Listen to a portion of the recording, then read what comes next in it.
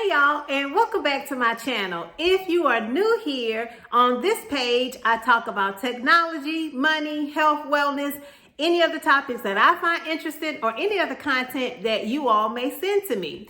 If you find this information in the video helpful, please consider liking the video and also sharing it. It helps this content and information reach more people, and it also helps the channel grow. I thank you and I really appreciate it. So today I want to talk about bedside nurses who are newly transitioned from the bedside to an office environment to continue their nursing role or another type of clinical role, or are either thinking about it or are newly transitioned. So I've been away from the bedside about 17 to 18 years, and some of these three tips that I'm going to share you, I wish I had known them beforehand. I had to figure it out on my own, and as I went and got deeper into my nursing informatics role.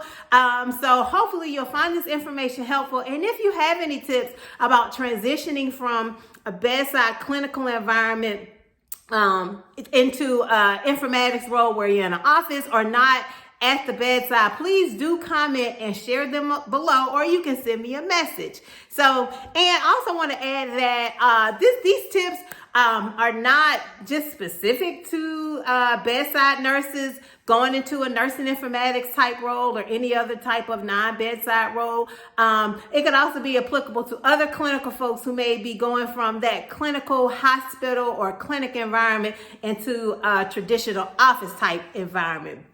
So you may not realize how much of a I did not realize how much of a change and transition it would be going from a bedside nurse to an informatics nurse and working in a traditional office environment. It was my first time doing so I had a lot to learn. But the important thing is, if you're transitioning from a bedside nursing role into an informatics nursing role, is as a nurse informatician, you are still taking care of patients. There is always a patient at the other end of anything that you're doing around in technology, whether it's building, configuring, meetings, etc. Every decision and all of the work that you do has a patient at the other end, or it has a family member that's attached to that patient. It has a loved one, a partner. So that's something to always keep in the back of your mind. And I always say, when people say, well, what do you do as an informatics nurse? And I say, I take care of patients. And then that's what we do. So here are the three tips. So first, give your mind time to adjust to the change. Okay, so if you've only been working in a bedside role in a hospital environment, a clinical environment, an office environment is very different. The pace is different. Of course, the nature of the work that you're doing is different, but it's just different. And it could be a huge transition for some, or just like an adjustment how different those environments are. So in the clinical environment, you may used to be hearing the beep, the call bells going off, the phone ringing, etc. And in an office environment, it can be a little bit quiet, a little bit more quiet, and the pace can be a little bit different. In an office environment, depending on the nature of the work that you're doing, it can be okay to leave your work on your desk at the end of the day, versus if you're in a clinical environment and you have a patient that is degrading and may have to call a rapid or in the middle of a code. You just can't stop. You have to keep taking care of the patient. But in the office environment, that pace is a little bit different. So give yourself some grace and some time to adjust to that change. It's a lot of change, and depending on your orientation process, that can be an adjustment too. So in my role, when I first started working as a nurse informatician, or the orientation for my role was 1 year. You were considered to be in orientation for 1 full year from the time you started working. So I know sometimes in the clinical environments, depending again on what type of clinical environment you're working in, orientation could be 90 days, it could be 180 days, so 3 months, 6 months. But in my role in the organization that I used to work for, orientation was for 1 year. And it really did take me that whole year to adjust, going from the mindset and the work that I did as a bedside nurse and adjusting to the mindset and the work that I did as an informatics nurse. And I'm still learning. 18 years later, I'm still learning. But the point here with tip number one is just give yourself some grace and give your mind some time to adjust to that change, because it is a big change.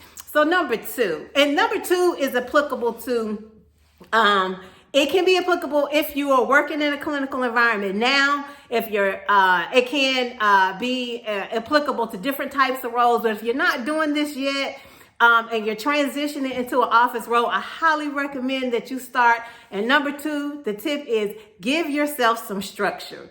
So giving yourself some structure, what I mean by that is doing the little things ahead of time that helps set you up for success, so you are not having to scramble when it's time to do those things. And that can look a little bit different for everybody else. So what do I mean by the little things? So for me, that means meal prepping my lunch and my dinners ahead of time. So when I wake up in the morning, I don't have to think about what I'm going to have for breakfast. I can just have breakfast. I don't have to think about what I'm going to eat for lunch.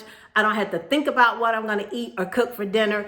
Dinner and lunch and all that is already done. If I'm having to go into the hospital to meet with my clinical customers, etc., all I have to do is just grab my lunch out of the refrigerator in the morning and go. I don't have to put that extra time and mental capacity into meal planning, and it means so much. And when I'm coming home from work, if I have to go into the hospital, or if I'm working at home or working in a remote office, and if I'm coming home or stopping work after a long, mentally draining day, the last thing I want to do is stand at the stove and think about what meal I'm going to cook for myself and my family. So it really does help, that tip, to set yourself up for success and add some structure. Another way this looks like for me is laying out my clothes for work the night before. So even though I work from home a good bulk of the time, I still lay my clothes out for work every night.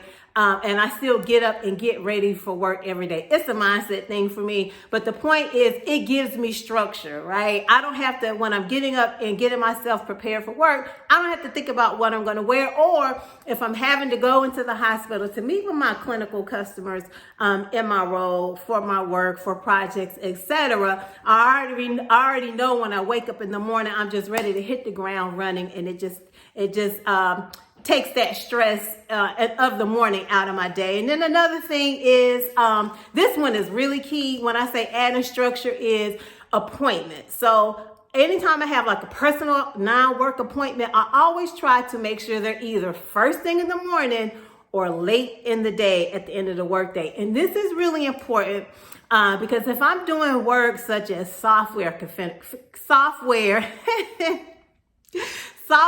configurations in the clinical system, or if I'm doing a lot of work in Excel, or I'm having important meetings, or I'm doing some type of building, if I'm doing some building of a system or doing some feedback of a system, having those appointments doesn't break up my day. It does not disrupt your thinking process, because you think about it, if you're really doing some deep dive software clinical configurations and medication calculations and et cetera, and you're building flow sheets, et cetera, and you have to stop at 1 o'clock in the afternoon, stop your mental thoughts to go and do something and then come back to the office or come back to wherever you're working from an hour and a half later. It may take a while to start your brain up thinking again. I know it does for me.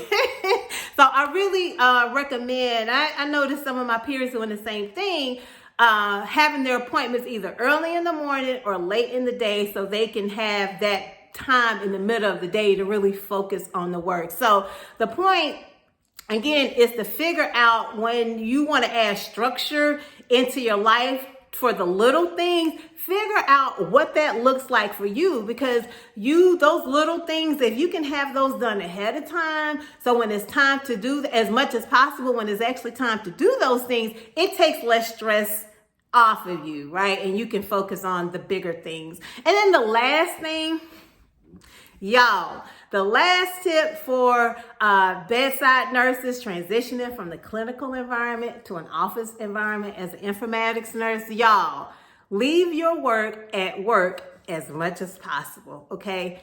if you can, depending on the nature of your work, try not to check emails in the evening when you should be or could be spending time with your family, or on the weekends, right? Because there's always something to do. Like, really, it's a weekend now, but if I wanted to, there's work that I could be doing. But so you think about, you really want to have work-life balance, okay? And if it's 10 o'clock p.m. and you send the email, how many people do you really think may be sitting and waiting for your email in that response, okay? So the key is you want to try to, as much as possible, like if you have something major going on or a system down, that's different. We're not talking about that here. We're talking about just a regular routine thing.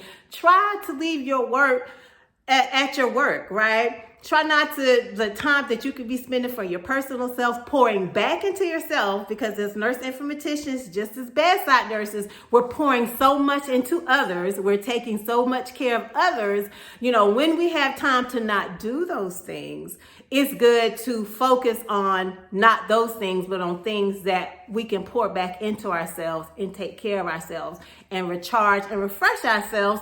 So when we start back our work day the next day or on a Monday morning, we're alive, awake, alert, enthusiastic. We're ready to tackle our days, okay? You want to try to do what you can to avoid burnout by not overworking yourself. And I know it can be tempting. I know you may just, I just want to scroll, but just please try to leave your work at work as much as possible, so you can have work, life, and family balance. So that's it. Just 3 quick tips for clinical nurses transitioning from the bedside to the office environment. If you have some tips, I would love to hear from you guys. Please leave a comment.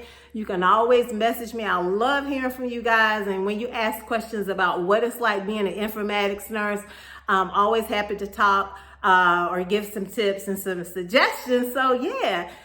Thank you for watching, and I'll see you in the next video.